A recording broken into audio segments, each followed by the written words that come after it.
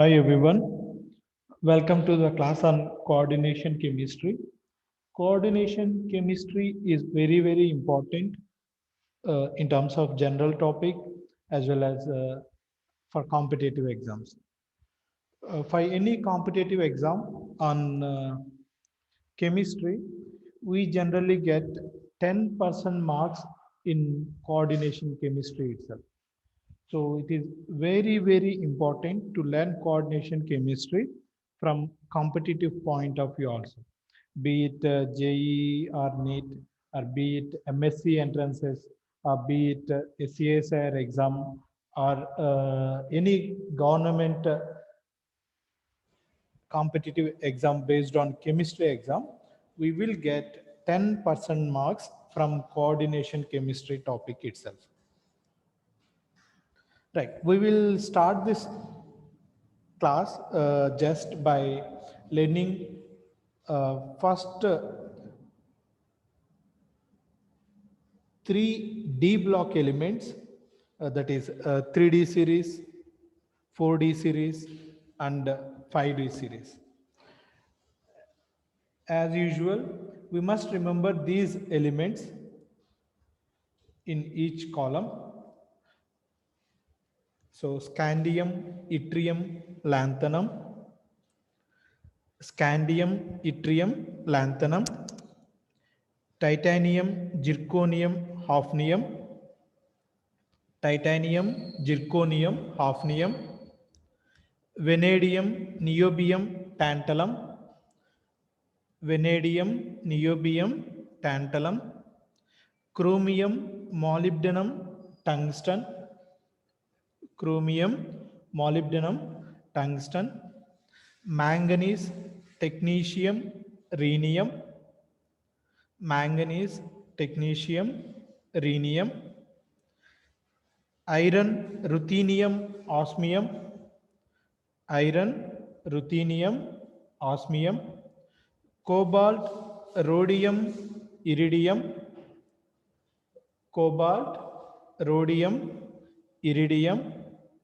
nickel, palladium, platinum, nickel, palladium, platinum, copper, silver, gold, copper, silver, gold, zinc, cadmium, mercury, zinc, cadmium, mercury. We know the atomic numbers for these elements. Scandium starts with 21, scandium, titanium, vanadium, chromium, manganese, iron, cobalt, nickel, copper, zinc. Of course, we know the atomic numbers for first group elements, but 3D elements, but we don't know the atomic numbers for 4D and 5D elements, right? Of course, it is difficult, but I'll give the shortcut. Whenever we want to know the atomic numbers of scandium group, scandium to yttrium, we need to add 18. Yttrium to lanthanum, we need to add 18. So when we add 18, yttrium becomes 21 plus 18, 39. When we want to know the atomic number of lanthanum, 39 plus 18, it is 57.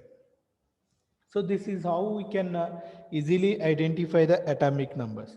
If we want to know the atomic numbers of other elements, for the first 3D to 4D series, 3D to 4D, we need to add 18.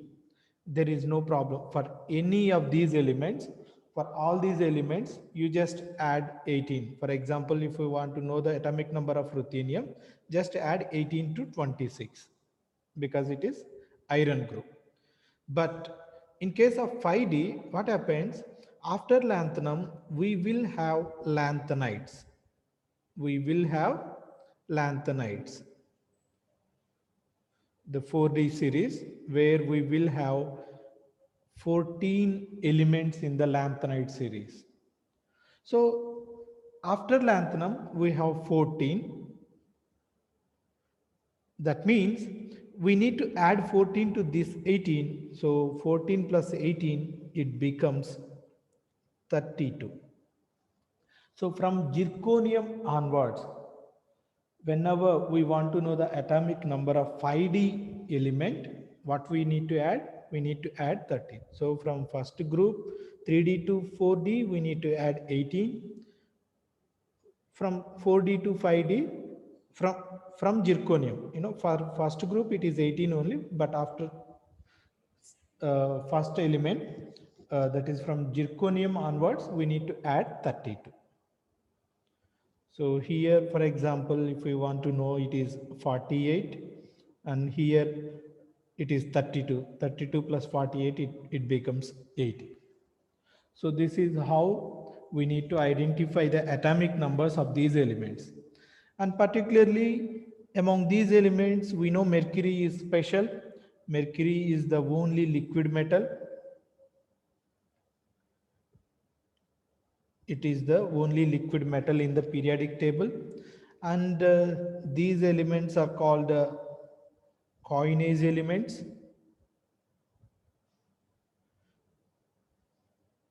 because these are in use from ancient history. So copper, silver, and gold were mostly used for exchange of money. So these are called coinage elements. And of course, we also have catalyst materials. Of course,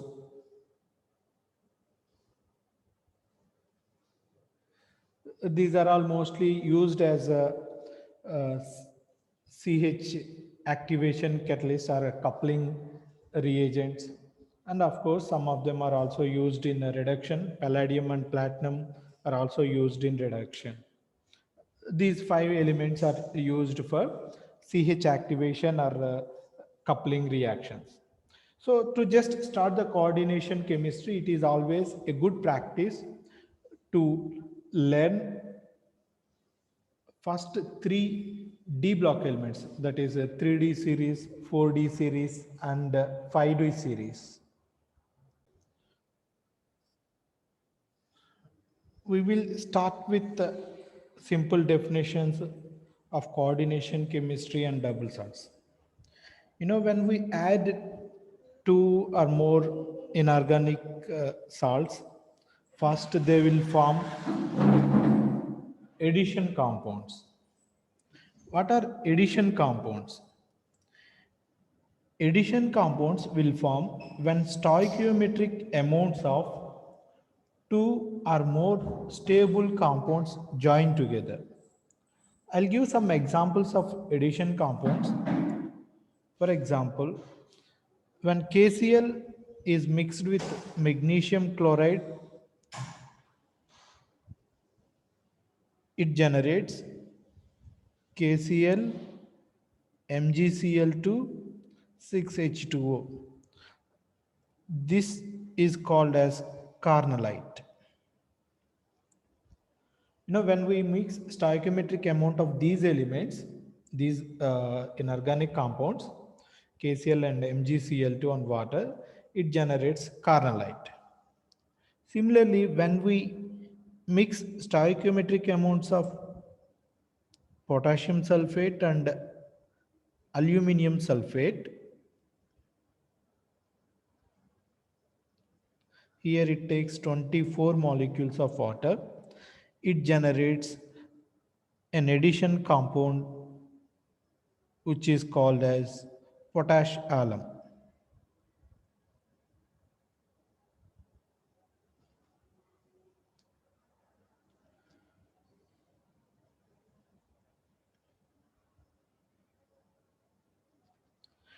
It is called potash alum. Similarly, when we add copper sulfate and ammonia. This also generates an addition compound.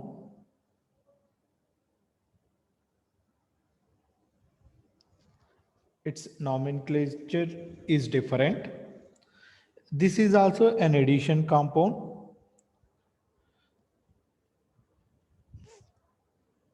Also, when we mix ferrous cyanide with potassium cyanide, this generates an addition compound with this formula. So when we mix inorganic complexes, inorganic compounds in appropriate compositions, they will generate another compounds, just a combination of all the inorganic molecules, inorganic compounds which we are adding. These are called addition compounds.